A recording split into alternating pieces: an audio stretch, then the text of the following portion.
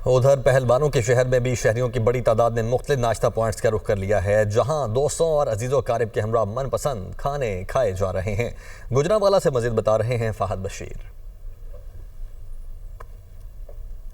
देखिए, आज ईद का दूसरा दिन है और गुजरांवाला में शहरियों ने मुख्तलिफ जो है इस वक्त नाश्ता पॉइंट्स का रुख कर लिया है, जहां पर वो अपने मनपसंद जो है वो खाना खाकर ईद की जो खुशियां हैं उसे दुबाला कर रहे हैं। इस वक्त मैं गुरु नानकपुरा फूड स्ट्रीट में मौजूद हूं और बड़ी तादाद में नौजवान यहां पर पहुंचे हुए हैं, जो सिरीपाए, मग्ज़, खरीसा, नान, चने और हलवा पूड़ी का जो है वो नाश्ता करने में मसरूफ़ हैं। कुछ नौजवान भी हमारे साथ मौजूद हैं, उनसे बात करते हैं। ईद का त्यौहार है, हम दोस्तों के साथ आए नाश्ता के लिए।